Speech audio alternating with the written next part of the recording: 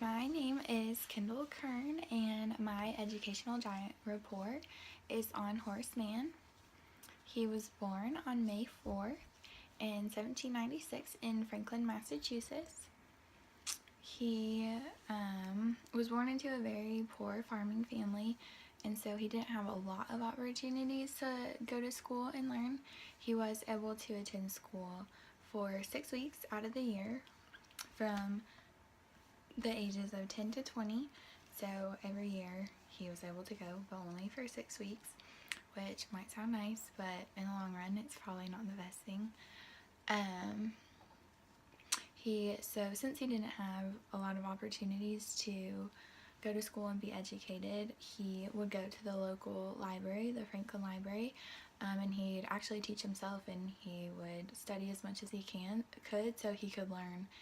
And he was very passionate about learning. When he was 20 years old, he was enrolled in Brown University. He graduated from there as the valedictorian, and he gave a very well-liked speech that many people liked and were inspired by, and it was very optimistic about the future of education. After he graduated, he taught Greek and Latin at Brown University and was also the librarian there. He absolutely loved books and reading. He often said that a house without books is like a room without windows. He really felt like books pushed education a little further and helped you learn more that you might not have otherwise learned, which is awesome. After Horace graduated, he decided that he really loved law and he wanted to pursue a career in law. So he was admitted to go to the Litchfield Law School. In 1827, Horace was elected to the Massachusetts House of Representatives, and he served in there until 1833.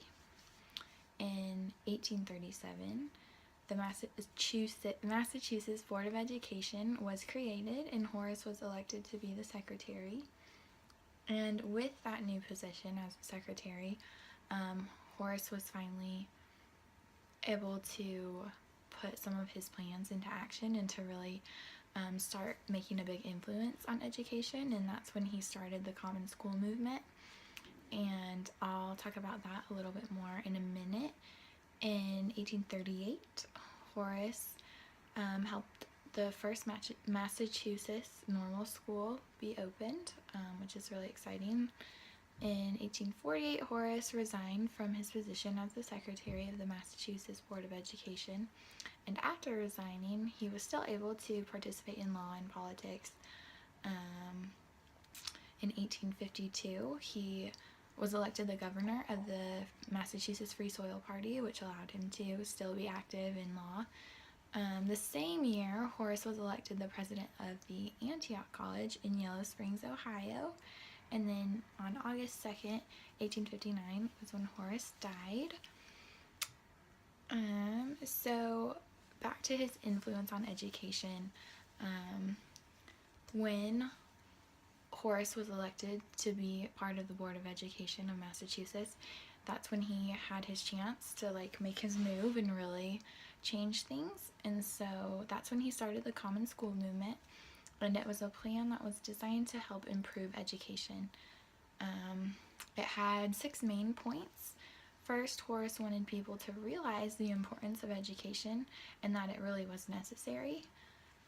Second, he decided that education for children should be free and completely funded by local taxes so that they wouldn't have to pay in order to be educated. Third, Horace wanted his new education to be available to all students, no matter what their ethnicity or background or religion or wealth was. He wanted all kids to have the same opportunity to learn. Fourth, he wanted the education to be free from the big religious influence that was common up until this point.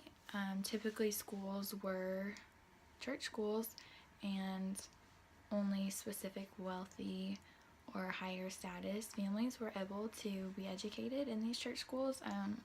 But Horace wanted all students to be able to learn and to be able to expand their learning farther than just religious things. And fifth, He felt that teaching needed to be inspired and that students should be taught enough in order to build relationships and retain the information that they're being taught. When he was a kid, he only got to go to school for 6 weeks each year, and that's not enough time to learn and retain everything that you're taught. And so he wanted students to have enough time at school and enough reinforcement of school to be able to remember the things they learned and build upon the things that they've been learning. And then lastly, part of the common school movement, Horace wanted teachers to be educated and more qualified in order to teach. He felt like with this new and improved higher quality education, he wanted teachers to be prepared and to be able to teach students to do better and succeed at this new education, which was where he helped with normal schools, which were schools for teachers to be taught. Horace's influence on me has been pretty big. Learning about Horace has influenced me a lot. It's opened up my mind a lot and my eyes. Learning about his lack of education made me very grateful for my education as a kid.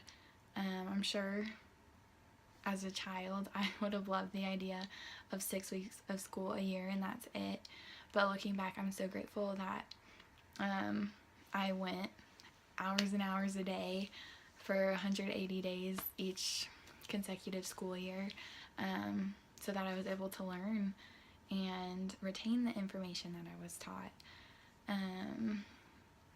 Horace definitely had a huge impact on education, and he really did change the dynamics of the school, going from strictly focused on religion to being focused on other things. And he also opened it up for more than just the rich to be able to be taught. And thanks to him, I was able to go to school and to learn and be taught, which then allowed me to go on to college today and to continue learning. And also the opportunity that I had to go to school and to continue going to school has given me the opportunity to work at my current job and to work at previous jobs. It's helped me be qualified for that, and it's only going to get better from here. And Horace just really got the ball rolling for the expansion of education and making it just like bigger and better, and I'm very grateful for that and for his impact on education and on my life. And I'm grateful for everything that I learned just from researching him and learning more about him, and I hope you guys learned something as well. And I hope you're all even more excited to become teachers and to continue learning in our class. Thank you.